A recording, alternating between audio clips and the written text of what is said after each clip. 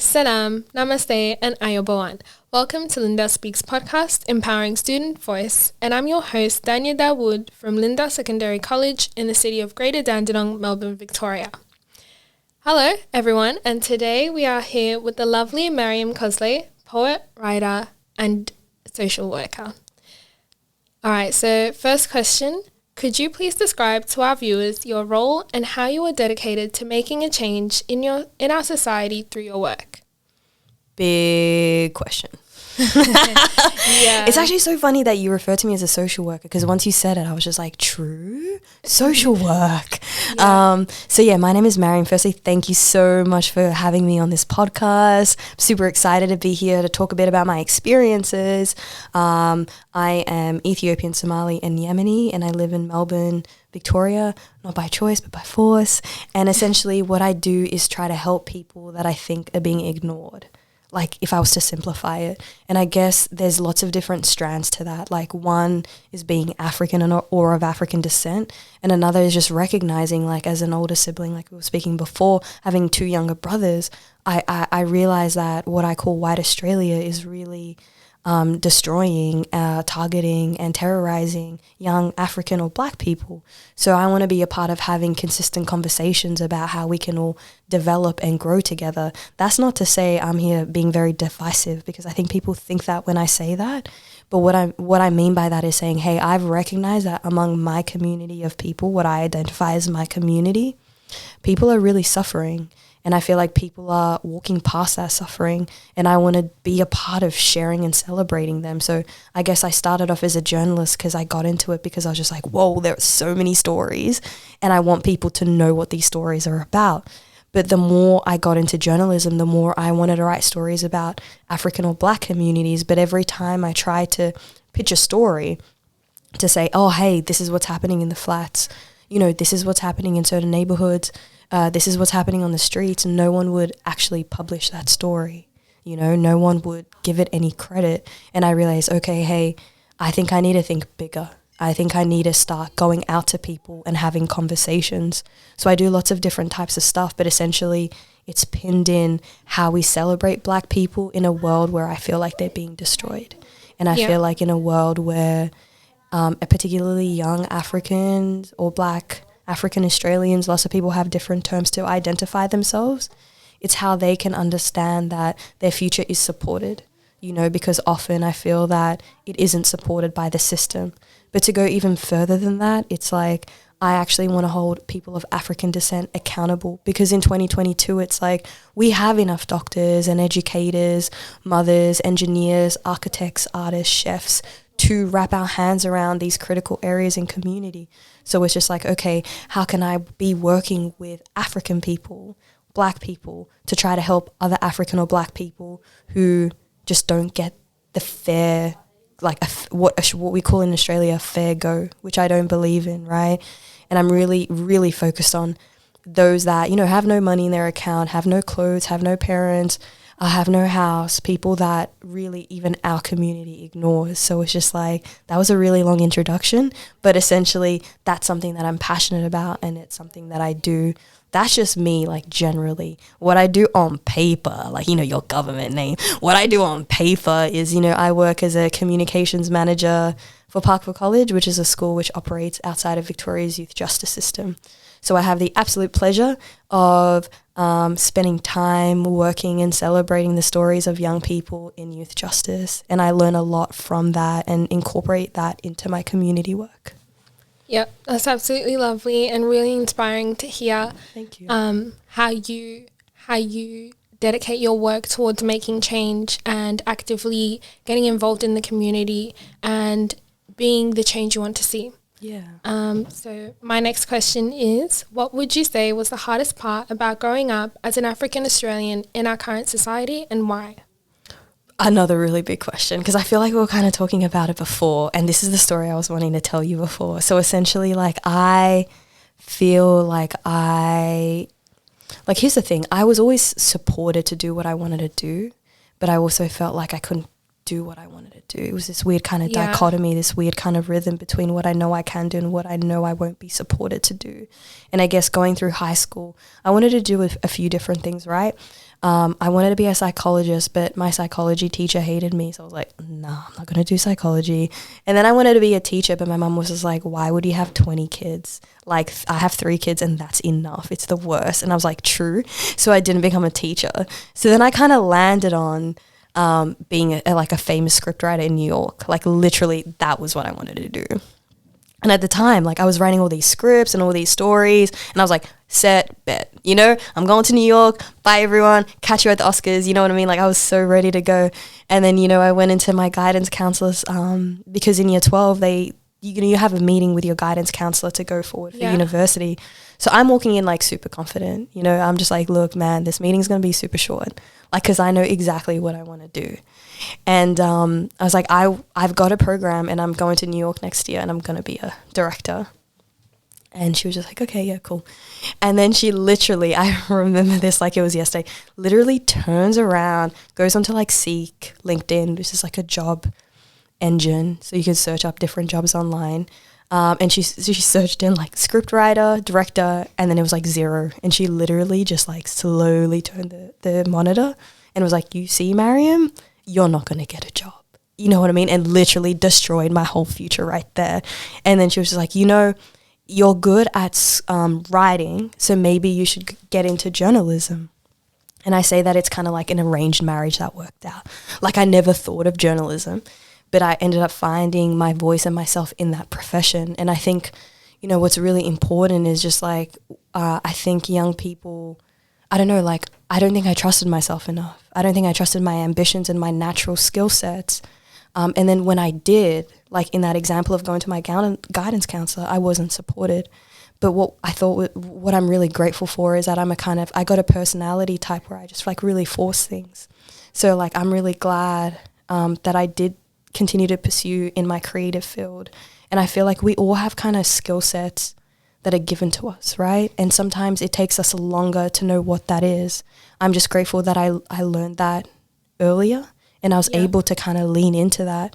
But I think there are heaps of challenges with being a Black person anywhere in the world, especially when we're talking about a Western structure, a Western system that, like I said before, stereotypes or limits what we can do.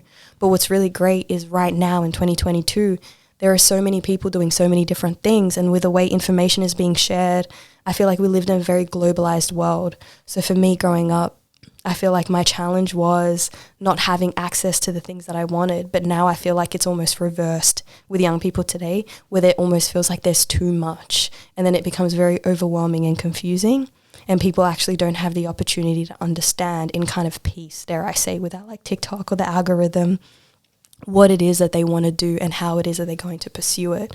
So for me, I feel like if I look back, it's just like, sheesh, challenges. There's so many, like, you know what I mean? There's so many every day that you define as, because my brain was like, challenge, like whole kind of like host of challenges essentially.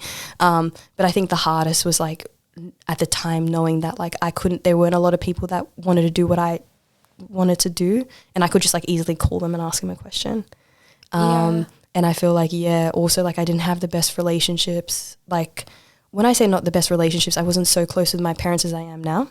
And I'm not so connected to my culture. So like I really rejected that. And I thought that, you know, being, straightening my hair, talking a certain way, hanging out with certain people, being in certain spaces would validate me. And it did. But it didn't validate what was really who I was. So I feel like for a long time I was in a lot of conflict in terms of who I wanted to be. And I set that expectation really low. And I guess like over time I just realized that. So what really broke that for me was going to Ethiopia. So I worked as a journalist, and then I moved to Ethiopia where my mother's from. I came back, and when I came back I was like, oh damn, like I've been living like a double white life. Like actually like being in that environment for 7 months, working there, living there, eating there, dressing, like, you know, I really understood, oh hey, it's not just Australia. Like my future is not limited to my neighborhood, to my street, to my friends, and going like traveling really helped me understand, okay, wow, like there are so many opportunities for me. But I think, you know, it took a while for me to get there. And it wasn't like I wasn't myself, like as in like you saw me and I was just like completely different. But it was more that like deep down inside, I knew that it didn't feel right. Yeah. If that makes sense. Yeah. And I think a lot of people feel a similar way in terms of finding themselves, and especially youth of African Australian background might have that certain conflict, and a lot of people, I'm not just going to limit it to youth, but a lot of people of cold backgrounds that have either migrated to Australia or were born here feel a similar way with their relationship between their current society that they're living in and their heritage / background and culture. So my next question, how do you think we could overcome challenges which African Australian youth face in regards to your role? Okay, cool. Well, I'm going to pick the social work role. Yeah. Because there's so many roles. But essentially, like, that's really hard. I think people are just like, whoa, we've got so many issues, and they kind of blow it up and like give it space. But when we say like, how do we kind of defeat those challenges? I think we as a Black community, as a Black collective, either in this city, in this state, this country, in this world, we don't truly recognize what our challenges are. If we don't recognize what our challenges are, then we're never going to find a solution for it. And I feel like I personally will say, okay, this is what I think the challenges are within the community. You know what I mean? But outside of that, it's like, do we actually have a collective understanding of what our shared pain is? Like, do we actually understand and are going to acknowledge and admit that we've got problems that we need to fix? And those problems are actually rooted in our own communities. Yeah. You feel? So it's just kind of like, for me, it's like, I think there is a way to overcome any challenge, but you're not going to overcome it if you don't recognize it. So for me, I believe a big challenge within young people of African descent is their disconnection to their culture, disconnection to their country and their homeland. That doesn't mean, you know, when I say this, people start like jittering. That doesn't mean like I'm saying like, look, I don't know how to speak Amharic. I'm Ethiopian. I only speak English. I've always thought I failed. I always thought I failed as someone of African descent. I'll say that. And I still feel like I'm failing as someone of African descent. Even though I'm here wearing cultural clothes, even though I'm volunteering my time for the community to understand, I still think I'm failed because I don't know how to make certain dishes. I don't know how to speak. I don't know how to say certain things. I don't know parts about my country that everyone in my country knows. You feel? So like for me, it's like we need more connections to culture, but recognize it's a spectrum. So you might need a bit of culture, I might need a lot of culture, and then I might step back and come back into it. You feel there isn't one uniform response to how we spread our culture. And I think our elders see it as one like kind of restricted way, whereas I kind of see it as like, okay, we all need different almost doses of culture, right? Yeah. So for me, culture is a big thing, and the connection to the continent. And then under that, I don't know if it's because I'm a journalist, because I like speaking to people, because I'm old fashioned, whatever. But I kind of feel like what's really important is like things like this, like connection, like face-to-face connection and communication with social media and COVID and algorithms setting us all up. It's kind of like, I feel like what a real challenge is me not understanding who people are around me, you know, and for me that makes me very confused, very disconnected, very disorientated, and then it puts the mirror onto myself, and then I start questioning myself, which shouldn't happen because I know myself. Yeah. So it's just like, I feel like I was saying it to someone before, it's like, I think we as Black people come together for two reasons, unfortunately. It's to party and to fight. I want to be able to create spaces where we are coming together with more reasons than just conflict and partying, because we're more than that as a collective. But again, it's like, do we recognize that we need that? Do we have an urgency to kind of change that narrative? I don't think so. So I think that's a challenge. But ultimately, it's like, I can talk about challenges, you can talk about challenges, but if we don't agree on one challenge and walk towards it, then it doesn't really matter. You know, it doesn't really matter if we're all able to list what our challenges are, if we're not able to understand the link between all our different challenges. And I just kind of feel like because of culture or faith, we avoid conversations that shouldn't be avoided. Yeah, I totally agree. And that was really well said and really well put together, I would say. Thank you. So my final question is, what is your final message to our viewers, and especially to the African Australian community today as we celebrate Africa Day? Africa Day, woo!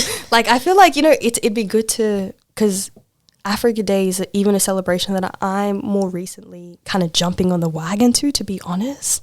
And I think it's really important to know, because like other like non-Africans would be like, oh, Africa Day, like you've been celebrating it since you were a child. I was like, no, even though it's existed historically for such a period of time.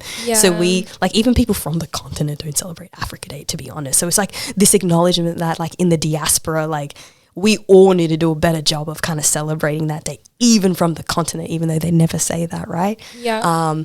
But I feel like sorry, I just spaced on the question. Do you mind repeating that again? Because I was going to go on one of my rants and I was just like, no, Mariam, stop talking and ask the question again. Tell me, what was it? No problem. All good. So what is your final message to our right, viewers? The final message. Yeah. You see, that's what I mean. When people say final, I just open like 3 other doors. That's my issue. That is literally my issue. I think the final message is, for me, it's for young African Australians, Africans of African descent, Black, however you identify yourself, there are people that want to do what you want to do. You are not by yourself. I feel like in white Australia, it's very isolating being a Black person. And I feel that whatever your interests and hobbies and passions are, it can be met.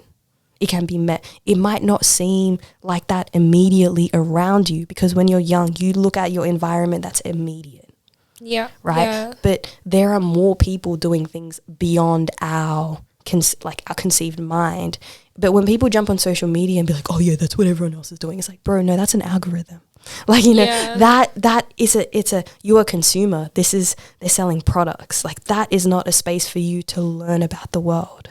You know, I think people need to go out, and again, it might be more old fashioned, but connect, communicate, and question to get to where you need to be. And I feel like for lots of varying reasons, people are really confused and they feel like they're by themselves. And I think the worst feeling is when you feel like you're doing everything by yourself and no one else has either thought or questioned something that you're thinking before. And I feel that with a greater disconnection between younger people and our elders, because of social media, because of culture, because of like the 2nd, 3rd generation diaspora community, young people feel even more isolated than they would have felt before. They feel even more separate to what they think they can achieve. And it's not because they don't know what it is that they want. It's that because I think that they feel alone.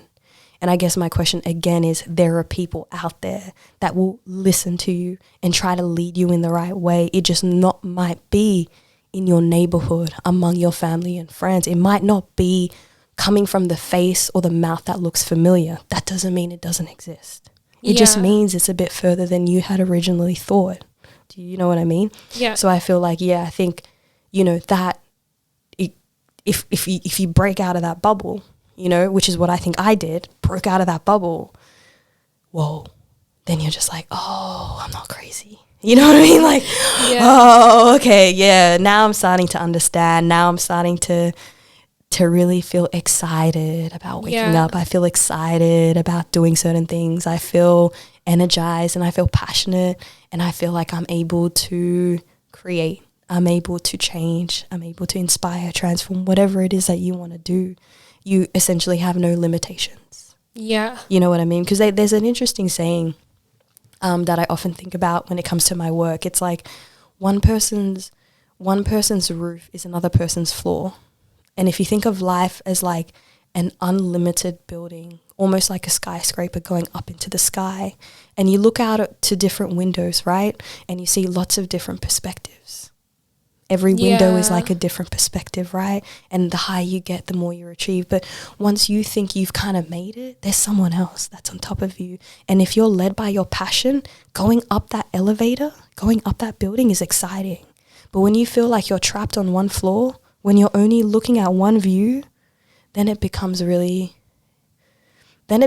hurtful. You know what I mean? It actually becomes really hurtful, and then you become someone that you don't want to be. Yeah. And I think that is what we're trying to avoid, you know, at all, by any means necessary, you know what I mean? And I think it's harder for Black people to navigate this system. We know this, studies show this. I'm not even going to go through this, like the studies that show this. So we want to go up that elevator as high, like up that building, as high as we can and not be limited. Because again, we think we've reached it, but there's another floor, you know? And when you're led by your passion, anything is possible. Yeah. I think that was really, really amazing Thank you. How you put it together. And that message, it resonates with so many people, not just youth, not just people of African Australian background, not just people who identify as Black. I think all of our viewers and all of the listeners can relate to that in the sense that once you get to a certain level, it's sort of like, okay, let's find the elevator, let's go higher. Yeah. And yeah, a lot of people have felt that sense of loneliness, especially with the recent lockdowns and coming back to school and being here with a lot of work. I know a lot of our senior school students are feeling that right now. Yeah. But yeah, just knowing that, all right, let me just turn around, leave this room, find the elevator, take it out. Yeah, I guess it's really comforting to know that, you know, you're not alone. You're not the only person going through what you're going through. Yeah. Like, you got this. 100%. But yeah, it's been an absolute pleasure having you on Lyndale Speaks with us. And I'm sure our viewers have enjoyed. Yes, they did. I'll speak for them. Yes, they did. They loved this episode. It's their favourite episode. Yeah. So we hope to have you again soon, Mariam. Totally. And it's been a pleasure having you on. Thank you so much. Likewise. And thank you to all our viewers and listeners for joining us today.